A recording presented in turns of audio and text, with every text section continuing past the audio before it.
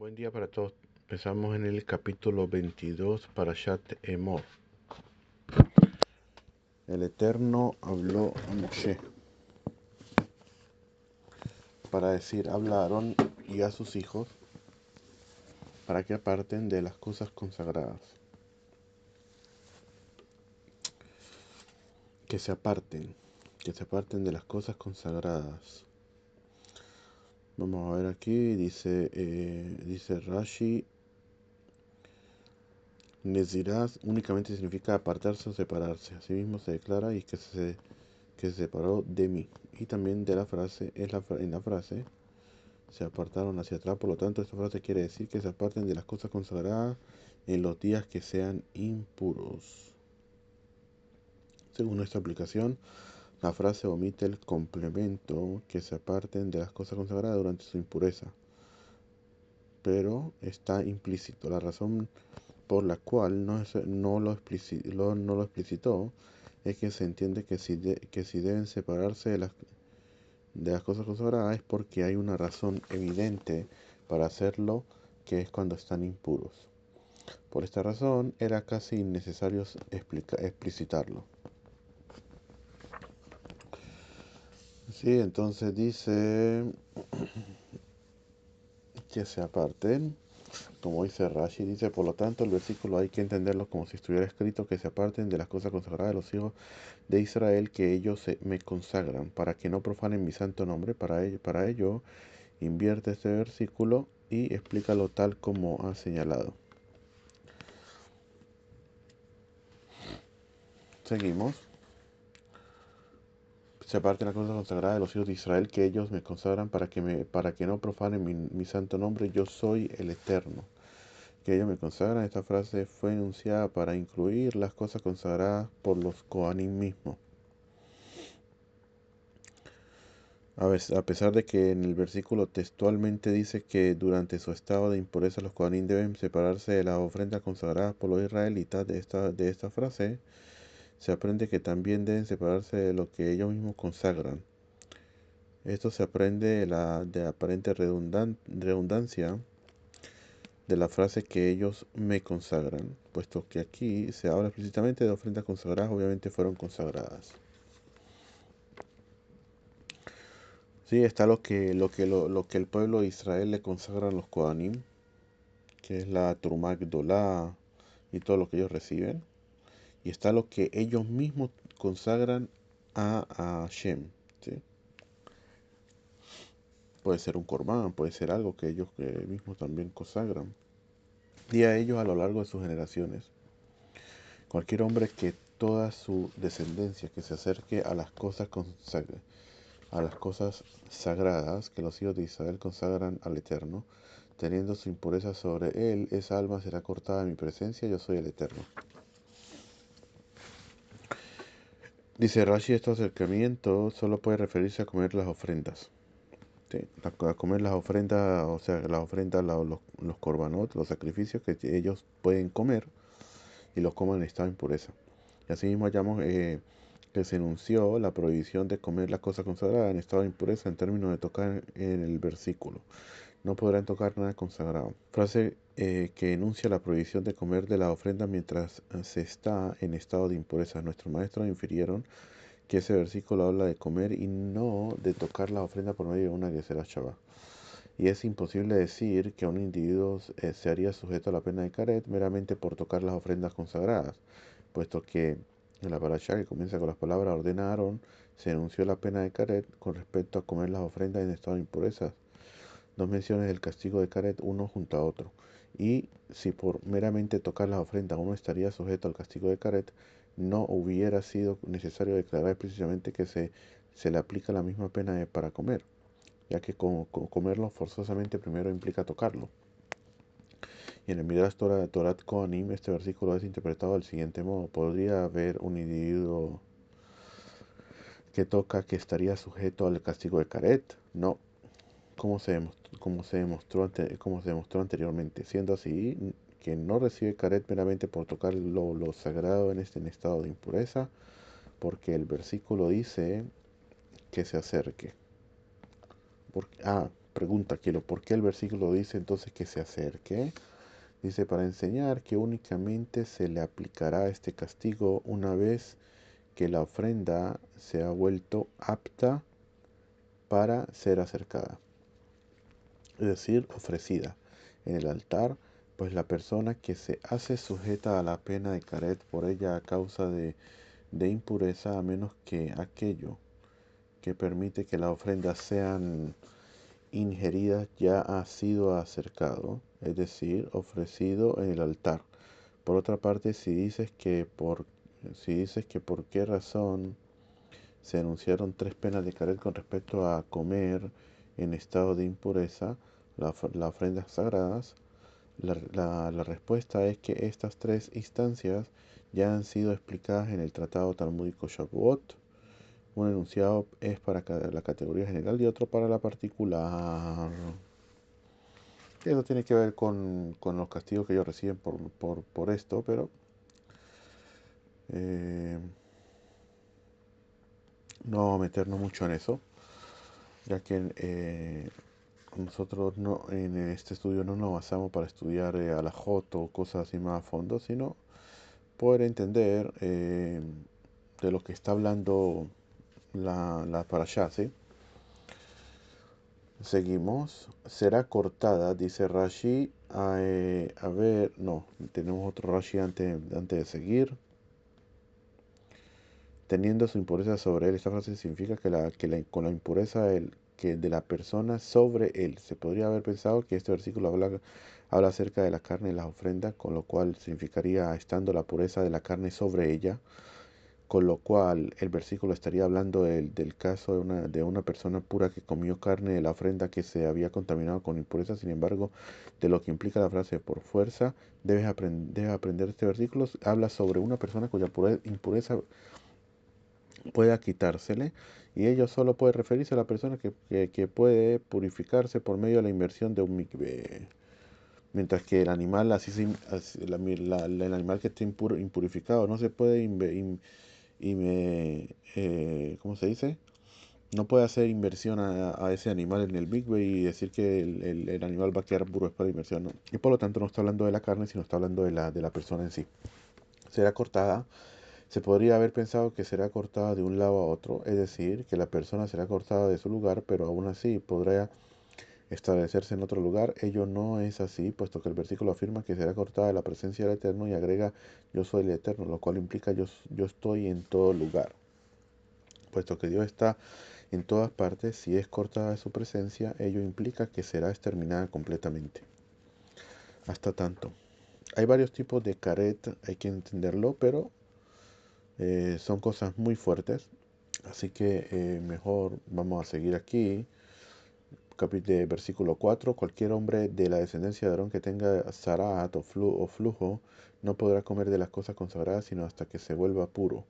Y el que toque a cualquier persona impura por un alma difunta, o el hombre que tenga una emisión seminal, o el hombre que toque a cualquier criatura que repta, por lo cual se vuelva impuro, o a un ser humano por el cual se vuelva impuro, sea cual sea su impureza, la persona que lo toque será impura hasta el anochecer y no podrá comer de las cosas consagradas a menos que lave su carne en agua. Cuando el sol se ponga, se volverá puro y después podrá comer de las cosas consagradas, ya que es su alimento. No deberá comer un cadáver sin degollar ni un animal lesionado para hacerse impuro a través de él. Yo soy el Eterno. Entonces, vamos a ver de la descendencia de Aarón, el Cohen, o sea, el Cohen. De este pasaje únicamente sé que esto se aplica a su descendencia, de donde sabe también que se aplica a él mismo para indicar eso. Este versículo declara que él mismo tenga zarat, que se pudo haber pensado que puesto que el Cohen Gadol puede desempeñar el servicio estando en estado de Onen, que dijimos que el estado de Onen es cuando todavía no han se le murió muerto, como la madre o el padre, y todavía no lo han enterrado. Ese estado desde que murió hasta que lo entierran, ese es el estado en el que él se encuentra, se llama Onen. Y en ese estado de Onen, por lo normal, él está excepto de cumplir cualquier tipo de mitzvot. ¿Por qué? Porque él tiene que ocuparse del muerto. Pero con el Kohen Gadol es diferente. ¿Por qué? Porque el Kohen Gadol dijimos al principio de la parashá que el Kohen Gadol no puede salir del Mikdash, no puede impurificarse por ellos. Tiene, este, tiene leyes diferentes a un Kohen común. Entonces aquí dice, de donde se aprende también que se aplica el mismo para indicar esto. Este versículo dice que el mismo tenga estará, o sea que se pudo haber pensado que, puesto que el Kohen Gadol puede desempeñar el servicio estando en el estado de Onen, también podrás realizar el servicio estando como Metzorah y Saf, para indicar que no es así. El versículo dice la expresión y él, hasta que se vuelva puro está después de la inversión, con la puesta del sol, o quizás no es así, sino que se refiere a la inversión misma. Para determinar esto, se hace la siguiente analogía. Aquí se enunció con la expresión que se vuelva puro, y más abajo se enuncia la expresión que se vuelva puro en el versículo: cuando el sol se ponga se volverá puro. Así como en aquel caso la purificación se refiere a después de la puesta del sol, así también aquí se refiere a la puesta del sol. Cualquier persona impura por un alma difunta, es decir, alguien que se volvió impuro debido al contacto con un cadáver. ¿Sí? La frase no quiere decir que cualquier alma o persona impura, con lo cual se incluiría a cualquier persona impura, sin importar el origen de su impureza. El versículo no se refiere a todo tipo de impureza, porque más adelante la Torá hablará específicamente de otros tipos de impureza. A cualquier criatura que reta, por lo cual se vuelve impuro, dice Rashi, por medio de la cantidad mínima susceptible de transmitir impureza, que es el volumen de una lenteja. Quiere decir que el volumen de una lenteja es suficiente para empezar, para que reciba impureza. Seguimos.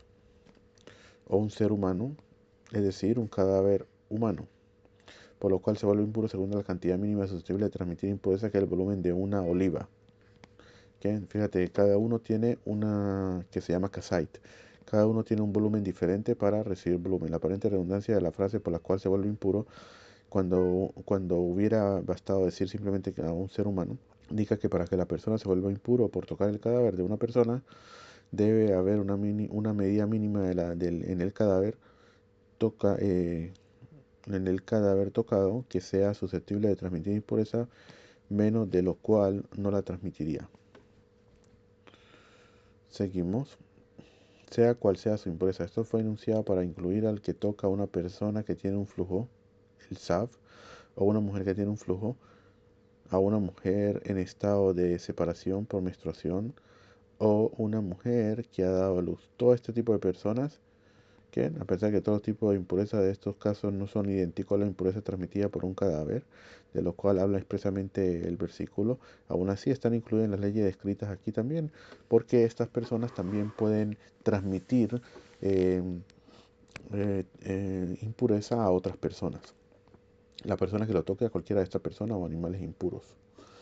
Después podrá comer de las cosas consagradas. Este versículo es interpretado en el Tratado de Talmud de Yevamot en referencia a la truma, y enseña que le está permitido comerla después de la puesta del sol. Como tal, el Tratado de Brajot también trae sobre ello. Después de que ya haya pasado el sol y se haya sumergido en el mikveh, ella en la noche puede comer ya de las cosas consagradas. Sí, vamos a ver, seguimos. No deberá comer un cadáver sin degollar ni un animal leccionado para hacerse impuro a través de él. La Torá enuncia aquí una prohibición respecto a la impureza: que si una persona comió el cadáver de un ave pura sin degollar, lo que se llama nevelá, la cual no transmite impureza mediante un contacto físico directo ni al portarla, sino solamente transmite la impureza a través de ingerirla en la garganta de la persona que se la come, le estará prohibido comer de las ofrendas consagradas. La Torá tuvo que decir animal lesionado, lo que se llama trefá, para enseñar que esta prohibición se aplica a aquello que en su especie se aplica la categoría de trefá. Esta excluye el cadáver de un ave impura sin degollar, a cuya especie no se aplica la categoría de trefá.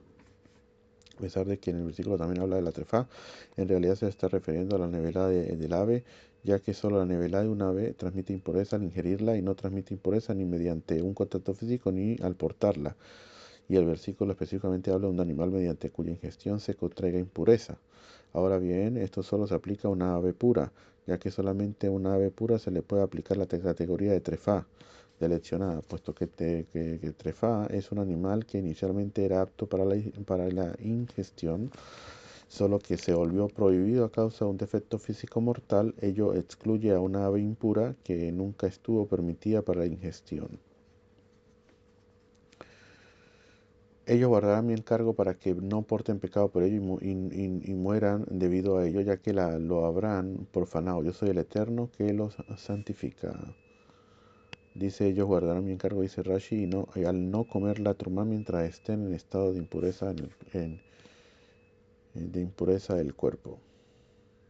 Esta advertencia se relaciona específicamente con la trumá aludida en el versículo 22:7, puesto que aquí se dice que para que no porten el pecado por ello, implicando que se habla de algo ya mencionado anteriormente. Y mueran debido a ello. ¿Sí? Esto nos enseña que la muerte referida aquí es la muerte a manos del cielo. A manos del cielo.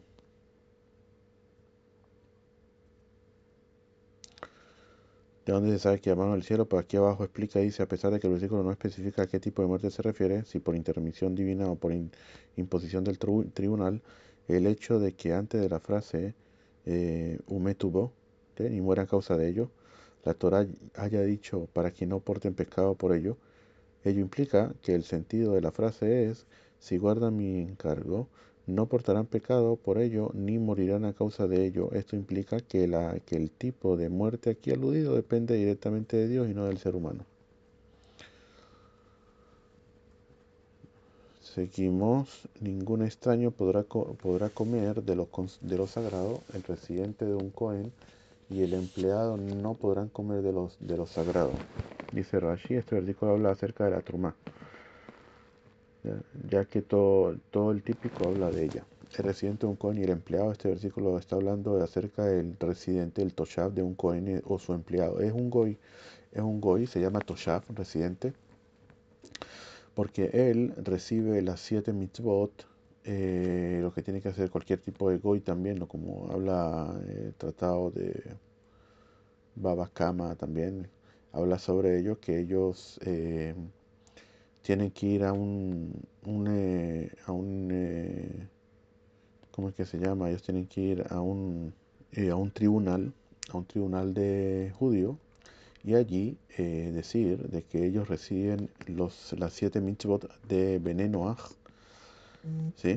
De los Noajidas, y así ellos podrán ser, como decirlo así, personas que recibieron sobre ellos las mitzvot de Noach, ya que en el tratado de Baba Kama y dice que Hashem, al ver de que las humanidades del mundo no cuidaban nada, ni les importa cuidar, les quitó incluso, les quitó como las mitzvot, como que quedaron libres, pero no precisamente caja libre, sino libres en el sentido de que no, lo que cumplen no reciben nada, pero si hacen una cosa que no tienen que hacer, recibirán castigos.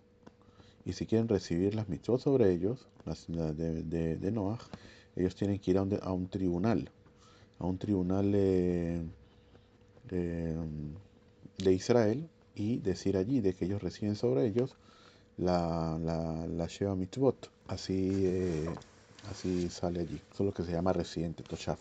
Y esa era una de las cosas que para poder trabajar aquí en Israel, para poder vivir aquí en Israel, la única forma era que la persona fuera un residente, o sea, una persona que no haga idolatría ni nada por el estilo y cumpla las 7 mitzvot de Noach.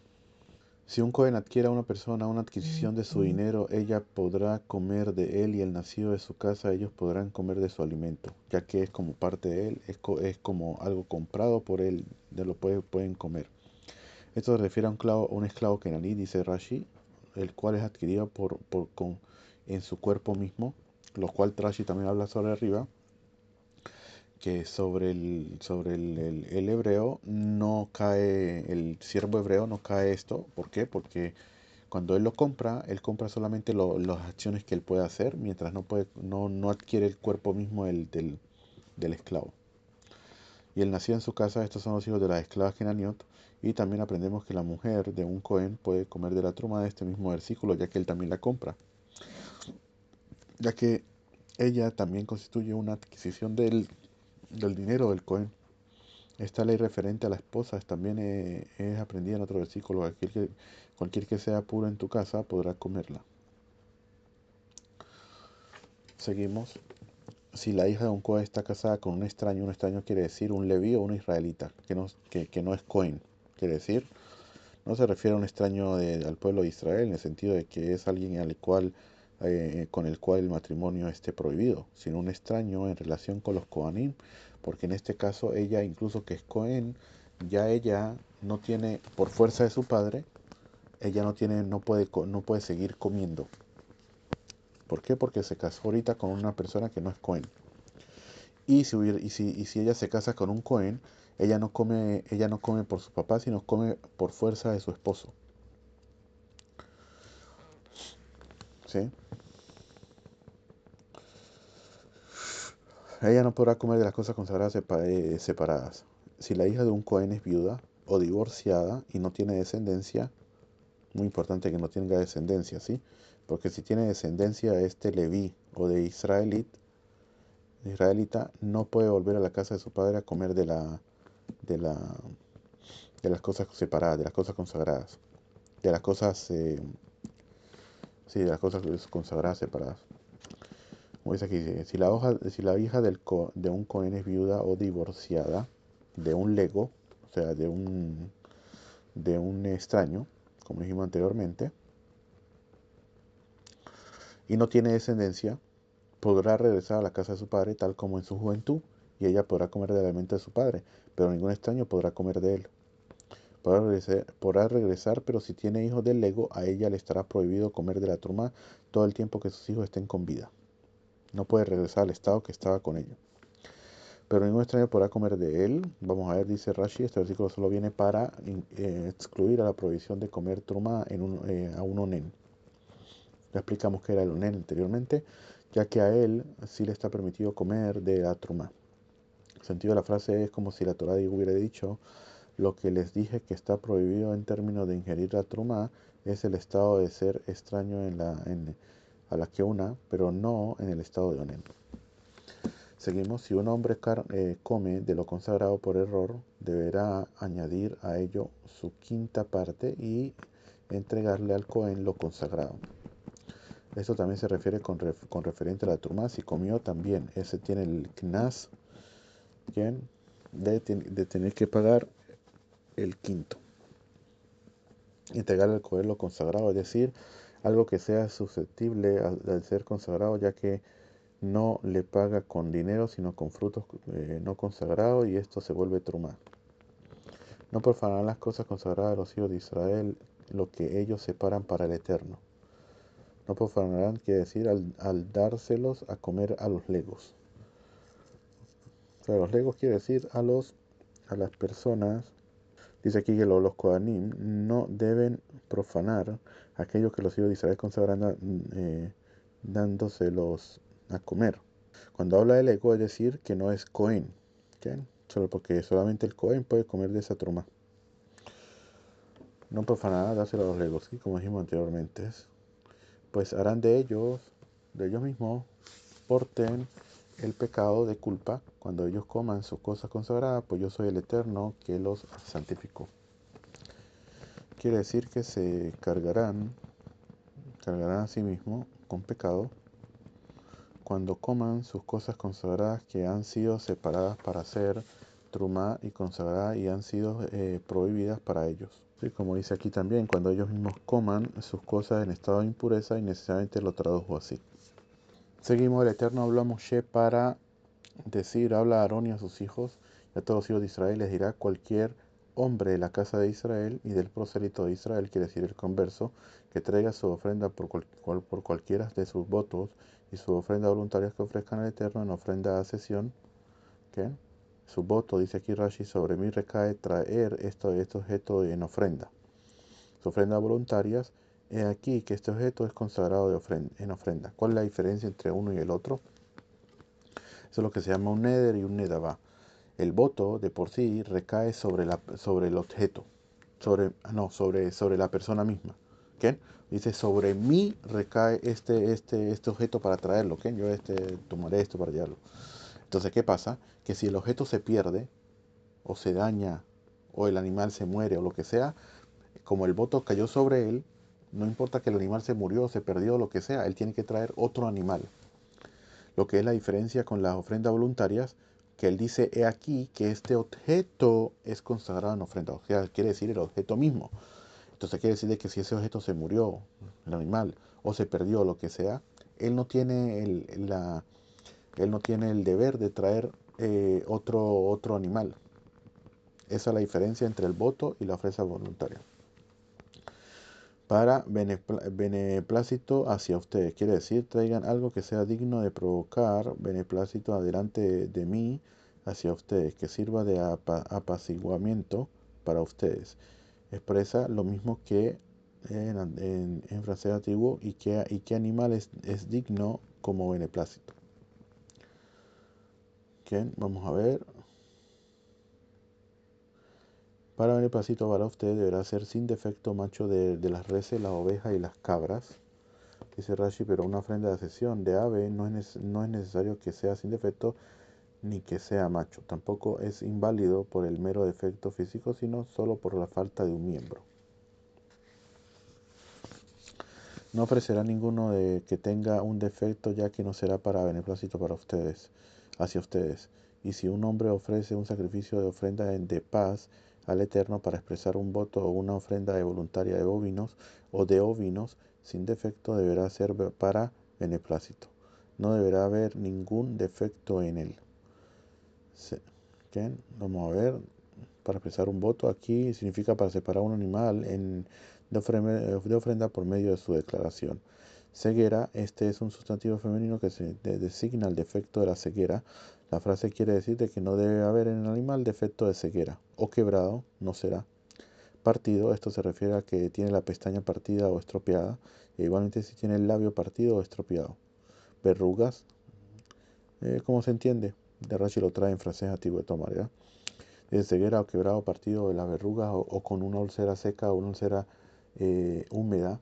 De estos no ofrecerá al Eterno, y de estos no podrá una ofrenda ígnea sobre el altar para el Eterno. Úlcera seca, dice Rashi, designa un cierto tipo de erupción cutánea. Que lo hemos visto también hablado anteriormente sobre eso. Dice, esa llaga recibe este nombre porque se aferra al enfermo y no lo suelta hasta el día de la muerte, pues no tiene cura.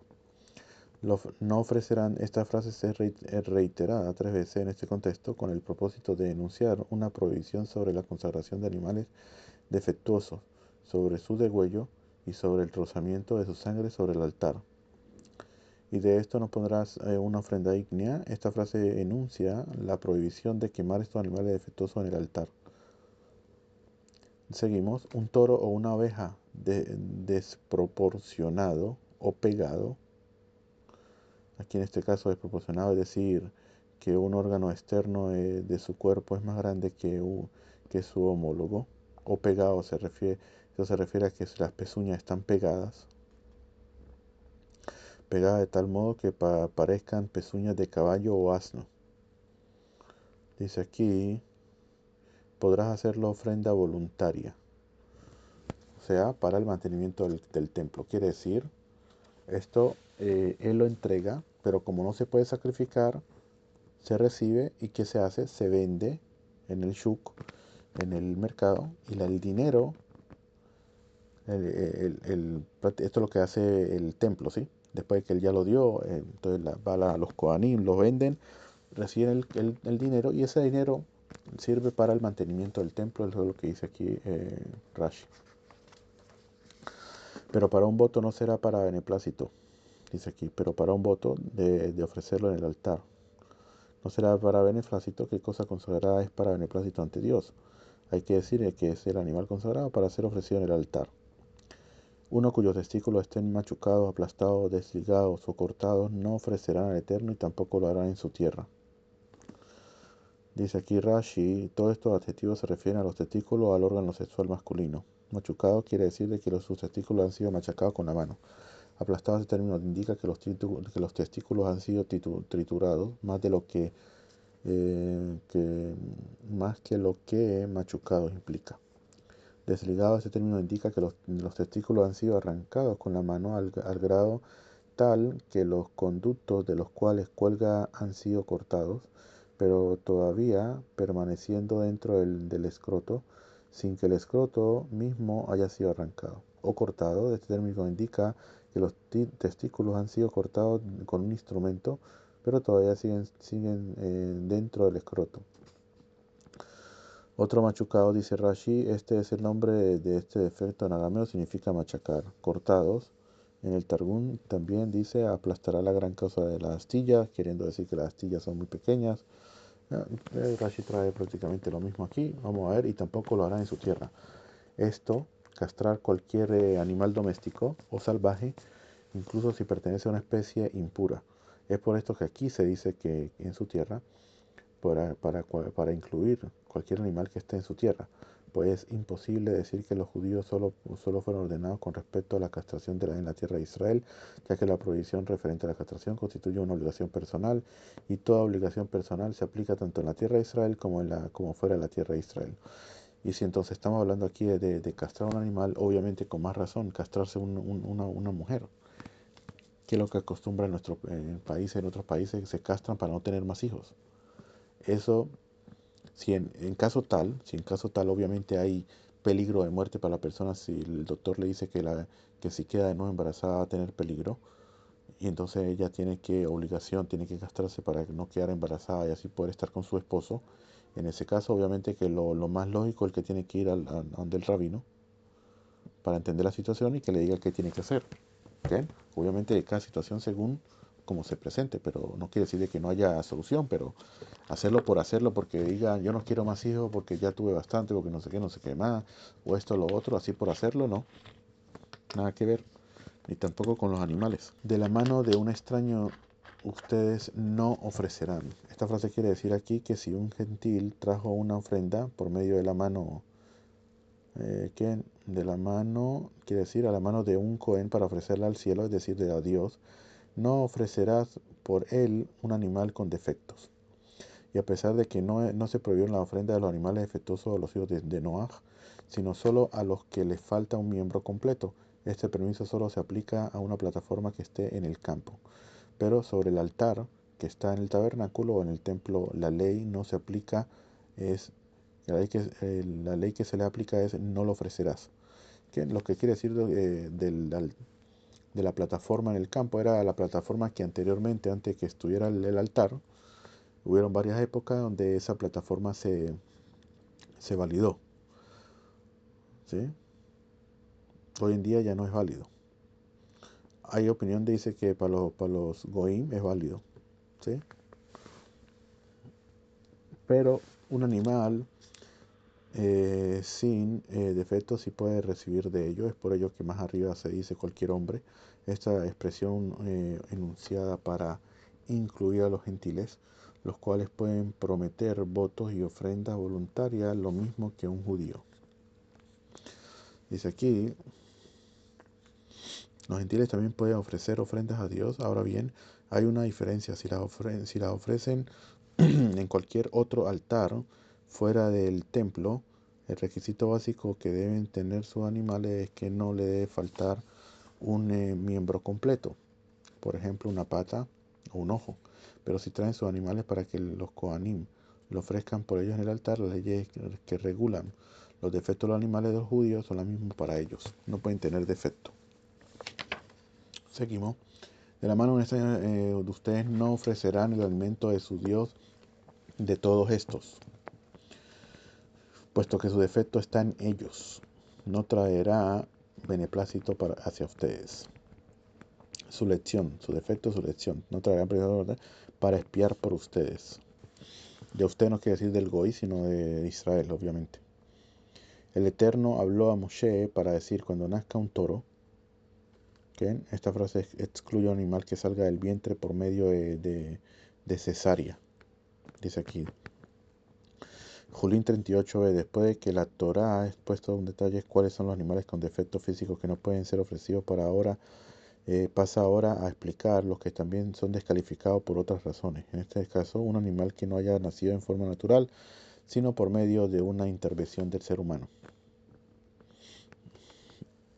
Está un Tosfot que dice que por qué se llama la cesárea cesárea, viene de la palabra César, que dice que la primera cesárea que se hizo en el mundo, no me acuerdo de Rashi, creo que es Rashi en Sanedrín, ¿sí? O creo que sí, por ahí, no sé. Yo sé que es un Tosfot que dice que el César, uno de los César, que le hicieron cesárea. Esa fue la primera cesárea que hicieron, intervención del ser humano, como dice aquí. Y entonces a ese tipo de intervención, ¿sí? De esa forma de cómo a esa operación que hacía para poder sacar al hijo, porque no podía salir de forma natural, le llamaron cesárea a través de, ya que el primero que le hicieron cesárea fue un César, una persona que fue César en los romanos. Que cuando nazca un toro, una oveja o una cabra durante 7 días permanecerá bajo su madre y a partir del octavo día será aceptable para la ofrenda ígnea al Eterno. Pero un toro o una oveja no degollarán a ella y a su cría en un mismo día. En esta ley solo se aplica a una hembra. Está prohibido degollar a una madre y a su cría macho o a su cría hembra, pero no se aplica a los animales machos y está permitido degollar al padre y a la cría al mismo día. ¿Qué?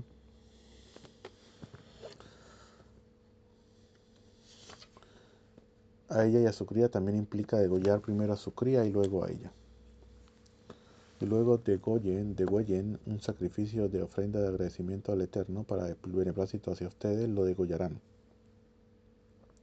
Quiere decir, el inicio del degüello de la ofrenda de paz, pongan atención en lo que sea beneplácito ante Dios para ustedes. ¿Y cuál es el requisito para el beneplácito? Lo que se indica a continuación. En ese mismo día será comido. Este versículo solo fue enunciado para advertir que su degüello debe ser con esta condición.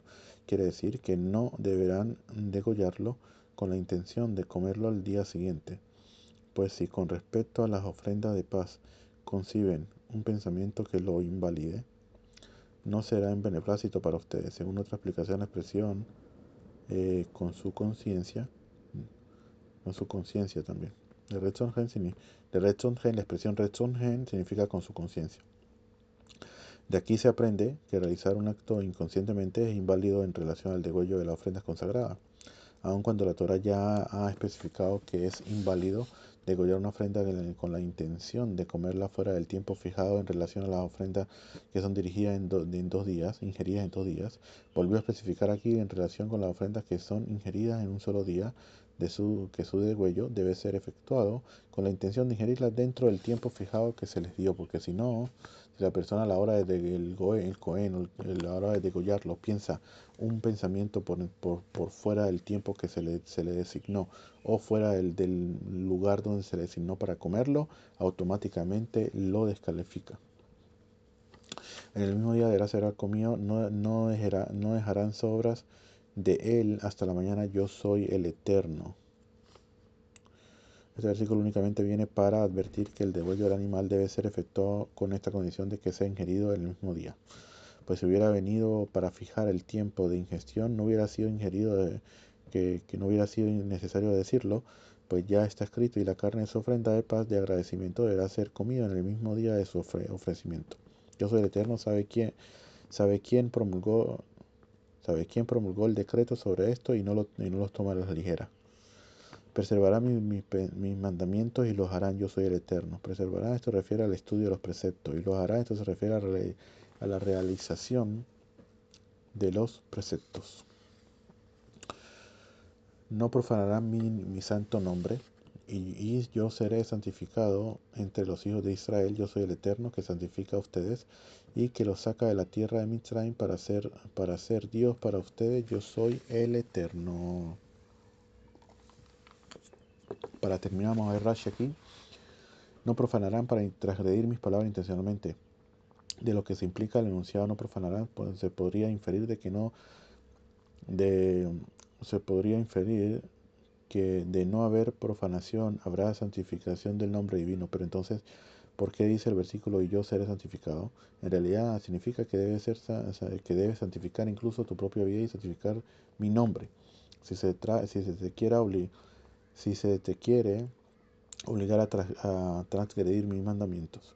Ahora bien, se podría haber pensado que es preciso santificar el nombre de Dios sacrificando la propia vida en vez de violar un precepto, incluso en presencia de un solo individuo. Para indicar que no es así, este versículo declara entre los hijos de Israel y cuando una persona se entrega a sí mismo para santificar el nombre de Dios, deberá hacerlo en aras de morir, pues cualquiera que se entregue a sí mismo en aras de que se le haga un milagro para salvarlo, no se le hará el milagro por él.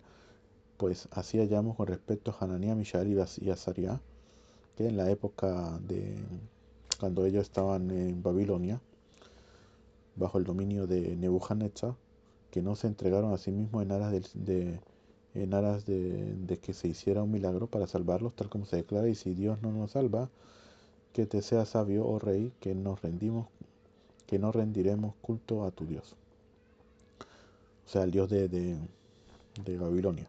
Con estas palabras quisieron decirle, ya sea que Él nos salve o que no lo salve, no que te sea sabido. Que lo saca, o sea, como dijimos aquí, que yo soy tu Dios que lo saca de la tierra de Mitzrayim, con esta condición de que santifique mi nombre hasta el martirio. Yo soy el Eterno fiel para pagar recompensa. ¿Okay? Mencionar aquí que el hecho de que Dios sacó a Israel de Mitzrayim tiene como propósito enfatizar que aun cuando a un ser humano normal no está obligado a sacrificar su vida para cumplir preceptos de Dios, o sea, eso quiere decir a los gentiles, también les está prohibido la idolatría, por ejemplo, pero si a ellos les costase la vida, no están obligados a abstenerse de ella, puesto que Dios actuó con excesiva bondad hacia Israel al liberarlo de la esclavitud. Por reciprocidad, Israel está obligado a actuar más allá de lo normal, incluso si a ello le cuesta la vida.